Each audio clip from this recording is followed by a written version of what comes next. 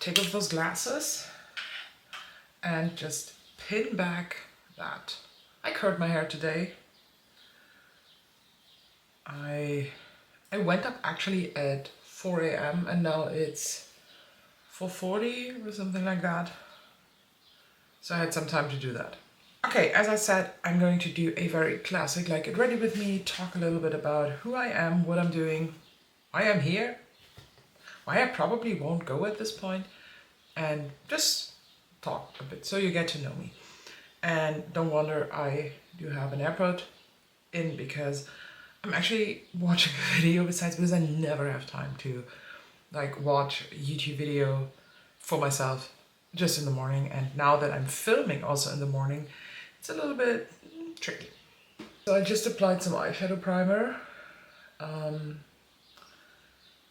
which is very hypocrite of me because, first of all, do not expect any drugstore content here because I am not a drugstore girl. But at the same time, I just applied a Milani eyeshadow primer because I have this and I want to use it up, and it is quite okay.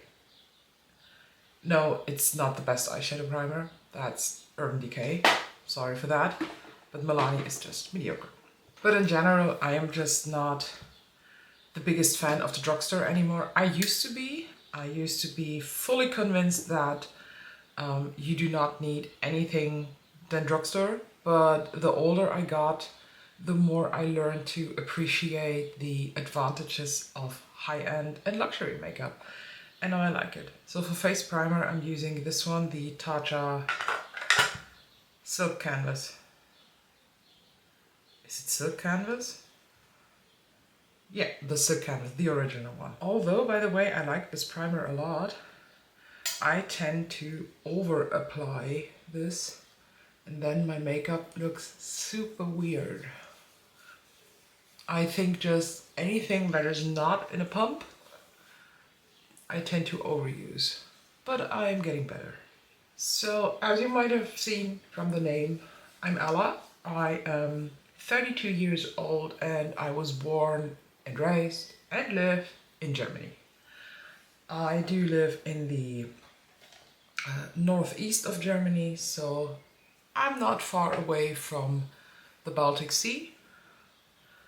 I actually just moved to a tiny village, but I used to live very, very close to Baltic Sea. Like I could walk 5 minutes to the sea, but now I don't because nobody can pay a house when you want to have like visible water in front of your door. So I'm now living in a small village. But if I would like to go to the Baltic Sea, I would probably have to drive like an hour. So that's also fine. Living in general is very expensive as soon as you are kind of near water, which is just ridiculous. I have been into makeup for a very, very long time. So I remember my teen days where my signature look was black coal kajal, just like circled around my eye, and what I thought at that time, blending that out with a bright neon pink eyeshadow. So I was going very heavy for the My Chemical Romance look. What's he called? Gerard, whatever, the front singer of My Chemical Romance. He was known for his red eyeshadow, but I hadn't red back then, so I used pink. When I got older, like in my 18, 19, 20s, I was a little bit, well, makeup is not my thing. I'm that different indie girl who's like, I don't need makeup. But then I got slowly back into it. Then it started with just drugstore, and a couple of years ago, maybe 4 years ago, maybe 3, something like that, I started to look into more high-end makeup. Started to buy the first much more expensive eyeshadow palettes after loving, for example, e.l.f. Bite Size. And one of the last drugstore palettes I bought was from Essence, the little 6-pen palettes. But I slowly made my way into high-end and luxury, and I basically turned over my collection in the past 3 years from having only drugstore to having just high-end and luxury. I also really get back into, you know, like the makeup community. Started my Instagram maybe 2 years ago, posted 3 things, was bored, and then a year and a half ago I went back to it and started posting regularly. And a couple of weeks ago I was thinking, yeah, I actually want to do this more seriously. I do have a job, so I work full-time in the, you could say the corporate world, but I'm also a student, so besides my full-time 40 hours a week work, I do study. Besides that, so I'm working to get my bachelor's degree. Maybe I want to do it further and do a master's degree. I'm not too sure on that. But besides even that, I wanted to do makeup, and I just love makeup, you know? I just love doing makeup. I just enjoy it very much. I enjoy the whole creativity process. So I'm not a very creative person. I can't draw. I do play a couple instruments, but only one active, but I learned a couple. I had singing lessons when I was younger, and all of that kind of faded slowly away, because when you get older, like, you know, at the time, whatever, maybe your friends don't think the hobby is cool, so you don't do it anymore. But makeup, just stick with it the whole time. And then I said to my husband, you know, I do something on Instagram. I want to take this more seriously. I need a camera. And so now we're here. I bought the camera. I bought a whole new lighting setup. And I just try to take a step into the makeup community.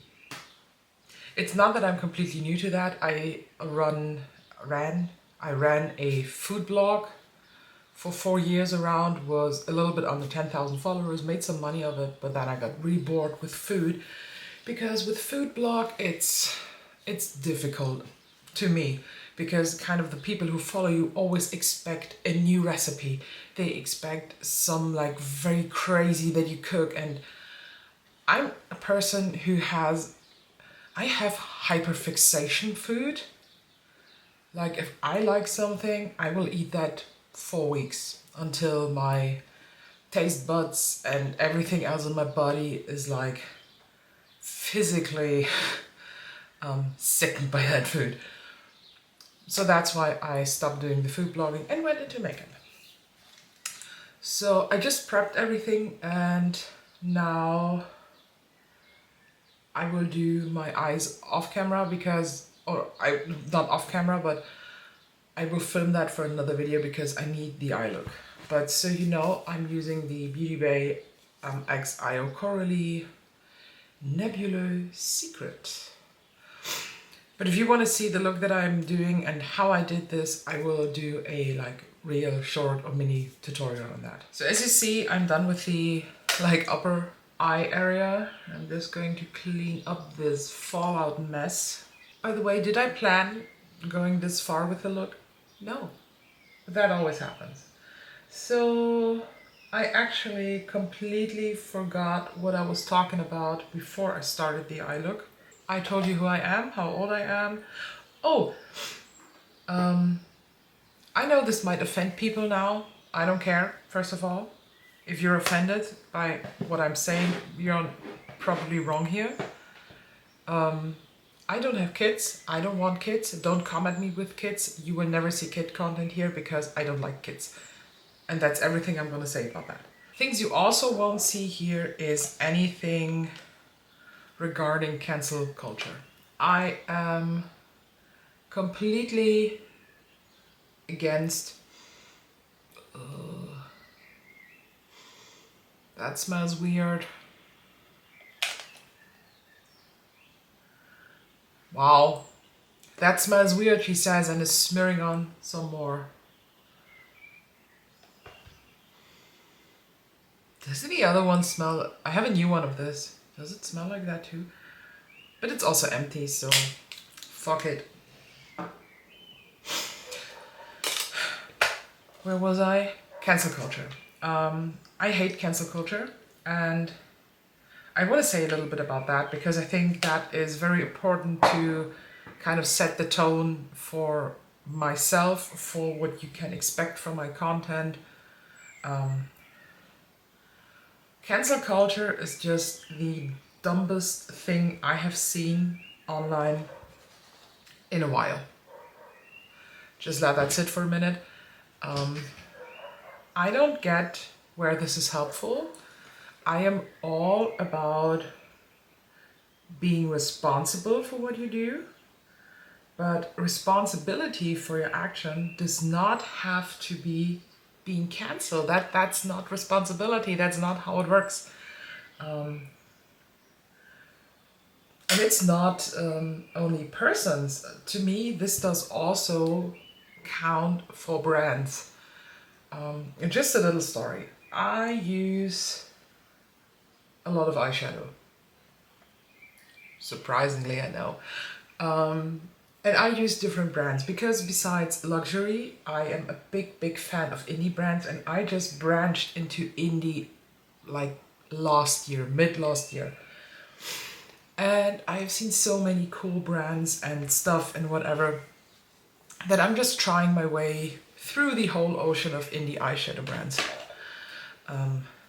By the way, the foundation, as we're talking about luxury, that I'm using is today the Tom Ford Shade and Illuminate. Surprisingly, this is not the most expensive foundation in my collection, but it's, I think, the second one. So one of those brands that I'm, for example, loving and using is Adept Cosmetics. And when I reviewed I think the first palette that I tried from Adept was the Inspired one, because this got me really sucked into the brand. And after I ordered the Inspired one, I used the Plain Jane, then the Minka, that was not my favorite, and now I ordered the new one, the Seahorse. And when I uploaded the first review on Instagram on that palette, I got messages like, this barely happens, you know, I have 570 whatever followers, so it's nothing. By the way, 570, most of them super cool people, and like at least 10 that I am regularly in touch and I kind of made friendship with, which I'm very grateful for because I have nobody in real life to talk about makeup. What I'm heading to is, I got messages on my post and what I shared in my stories, how irresponsible it is to support Adept Cosmetics. And I was like, what do you mean? Is there something I missed? Was there a meeting? Was I not invited? What the fuck's going on? And a few of them replied, some of them didn't. But one reply was, oh yeah, the owner of Adept Cosmetics supports ableism. It's like, what the fuck's ableism? I'm honest with you, I've never heard about that. Now that I know what it is, I kind of read about that sometimes. So if you also don't know what ableism is, Google it. But very short described, this is being not like respectful or just anti people with certain, or I think it doesn't matter, some kind of disability. You know what? I don't care.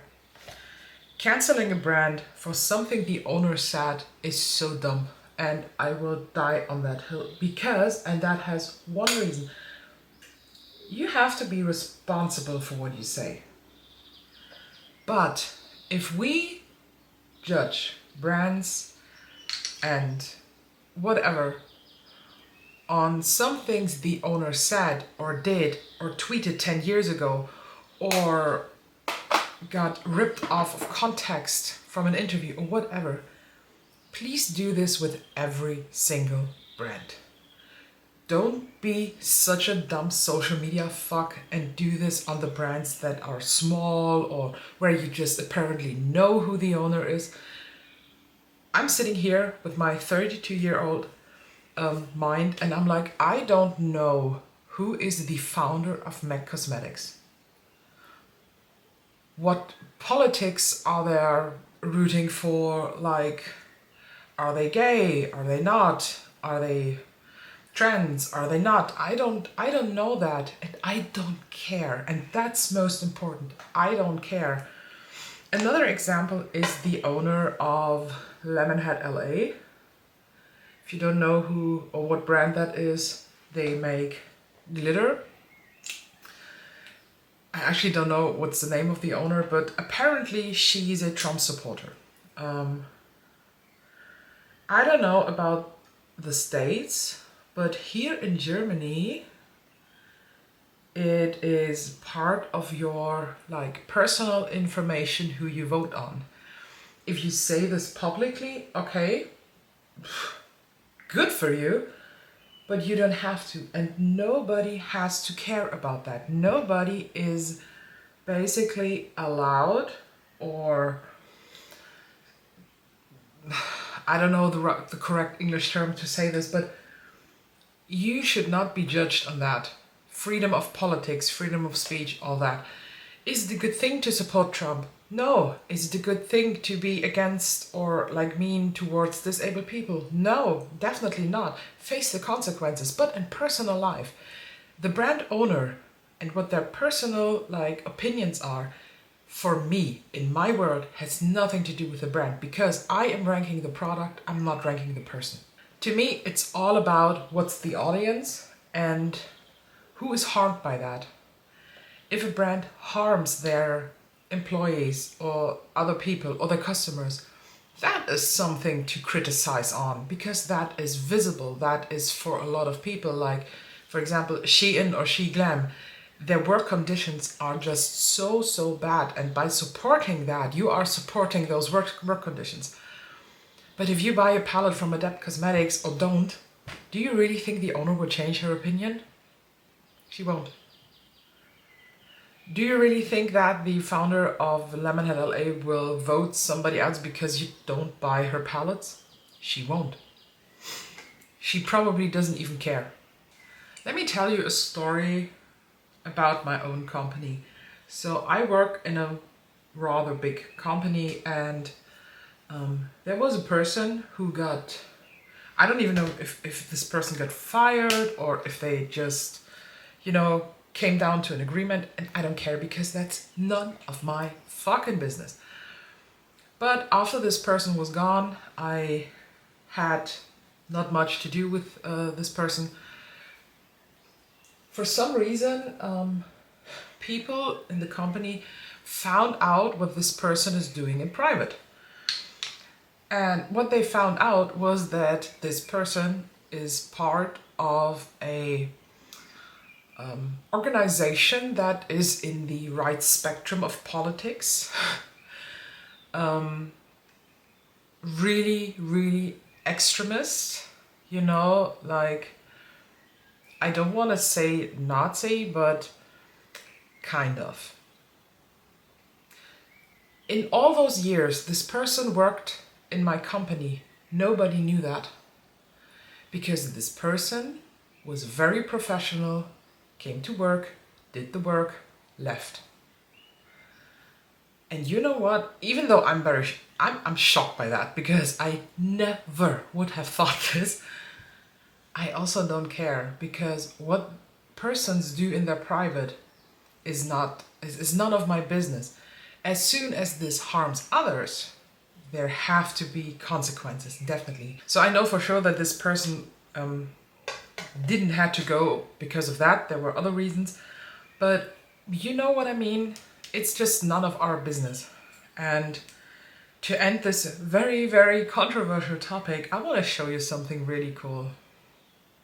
This is a black blush, and because my eye look is so intense today, I want to mix these two. This is made by Metro Cold Heart, and this is smoked out. So what I do is, I have a little mixing plate here. Usually I put liquid blush directly on the cheeks and blend them out, but today, for the sake of mixing, I put them on the plate here and mix them.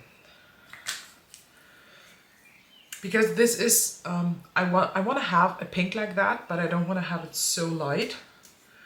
So adding a bit of black should darken that. So hopefully everything is going right now. Okay.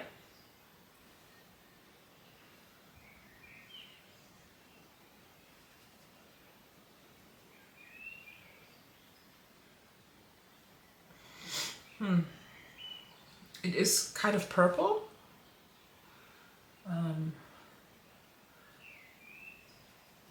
It's a bit... Is it gray? I don't know. Does it have a gray tint to it? It actually looks really cool. Would I recommend buying a black blush? No, I got it in a mystery box from Made by Mitchell. I'm such a sucker for mystery boxes. I am so easy caught on a mystery box. So for highlighter, I'm using the Westman Atelier Lit Up Stick. And this is the shade Lit. It's one of those balmy things, and I love to smear this on my finger and tap this directly on the cheek. Lit is basically a clear balm, but it has a violet shift to it, but not much.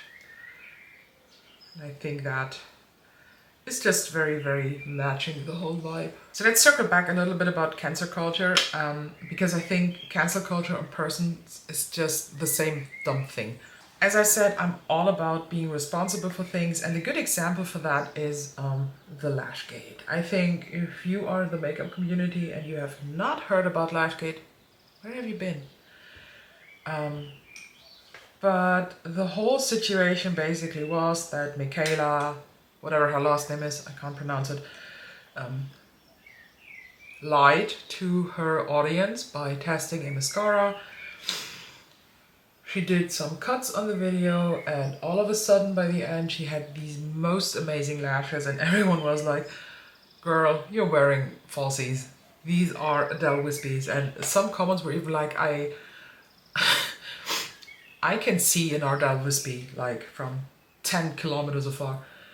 And she demanded basically everything. So that kind of led into a try to cancel her, but it didn't work. And do you know why this didn't work? Because all the tries to cancel her by commenting that, her engagement just went up, up, up, up, up. A consequence would be, don't follow her. So I, for example, I unfollowed her because I knew that all of her reviews were, take it with a grain of salt, things, but most of the stuff she recommended worked for me. But by commenting, you know, you are working with her, you are pushing her engagement, and you are pushing her fame. So that's just dumb. Okay, the eye look is now done, so let's just finish the face and finish talking. And I do have a feeling, you know, in my gut area that this is so controversial that I probably just scared off a lot of people. But if you are not okay with my opinions, then I don't think that I am the right person you should follow.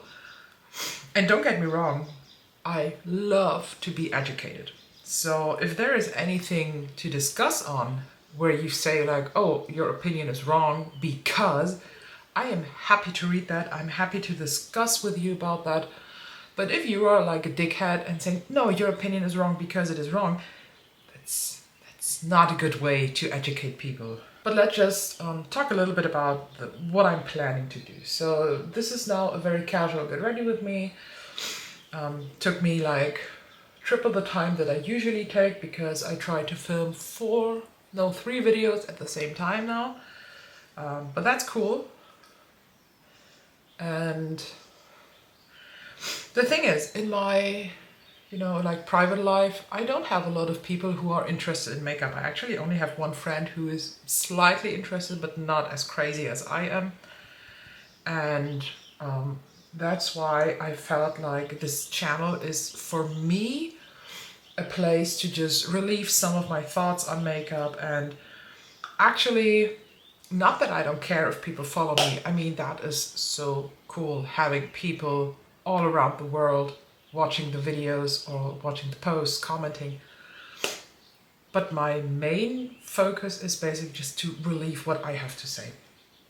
And if I gather a following of people, that would be amazing. I already said that, but I just want to repeat. I'm not a drugstore person, and you will most likely not see anything drugstore related here. I do have a couple items that I have a longer time now that are from the drugstore that I will use because I like them. But I am not actively looking around the drugstore to discover new items. So one of those, for example, is the NYX brow glue that I love. I do have two versions of this because I love it so much. I have the clear one that is nearly empty, and I have the new one with a shade, with color. Love that. I haven't tried it yet, but I love the formula so much. I also have in my backup drawer 3 of the e.l.f. putty primers. Like there were originally 3 different versions: a matte one, a luminous one, and the original one. Those I have, and I keep them because I like them. Let me just think about other drugstore items. There are not a lot. I personally think the whole drugstore or luxury / high-end is mostly an age thing, because the older I got, not only did my needs change, my money changed. Because I can afford those items to a certain point. Of course, I cannot buy everything. I will never have a collection like Michelle Wong, which I, by the way, think is absolutely unnecessary and wasteful. But I also don't get PR, so yeah. Funny enough, when it comes to eyeshadow, I'm definitely more into indie brands at the moment, because my whole eyeshadow taste has changed. I still love neutral eye look, but this is something I wear to work. I don't care. I wear a green smoky eye for work. And as we talked about this is the brow glue today. Mine is super, super disgusting because, I have nearly to no brows, so I have to color them in quite a bit. When you apply brow glue, of course, this is coloring the little wand, and when you put it back, it's coloring the gel. But I just love the formula of this. You have to be very careful with products like that because they tend to get really sticky, messy, chunky. But they also hold your brows for days, years. I'm also very extra with my makeup, so I always do cream and powder products on my complexion. So for powder, bronzer, I use the new, is it new at this point? Like the bronzers from Pat McGrath. I didn't want to order them, to be honest, but then I saw Tanya B. Wells, who is a creator that I follow since she had, 2,000 subscribers, and now she's over 10,000. Is she even at 20,000? I don't know. But I love her, and most of her recommendations just work for me. And when she reviewed them, I was like, oh, fuck it, I buy them. And the shade I used today is Nude Honey, which is a very, very beautiful, slightly cool-toned bronzer. So for blush, I thought it might be really cool to use this Dior Rosy Glow in the shade Pink, because today I will pick up 2 of the new shades that came. I ordered Rosewood and Cherry. I also wanted to order Berry, but I was like, I barely wear those colors. I do wear them, mostly in the winter, but I do have shades like that already in my collection too, and I barely use them, so that would be a waste of money. And Rosewood and Cherry look like something I could use all year. And I like this, I think this is such a pretty blush. I see the people who give a negative review why it doesn't work on them, I totally understand, but for me this is chef's kiss. So for highlighter, I'm today dipping into an oldie. Is it an old? It is an oldie because it came out last year, I think. The Pillow Talk Multi-Glow from Charlotte Tilbury. And as you can probably see, I have used quite a bit of this. I personally think this is a wonderful highlighter. I have absolutely nothing bad to say about this.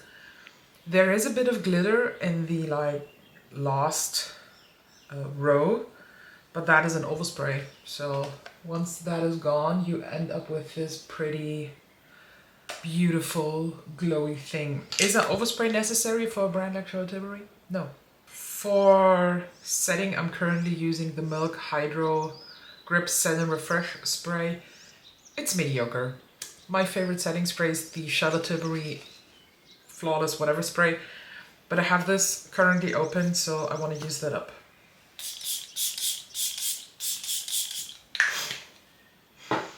And if you always thought like, should I buy a fan to dry my face after setting spray?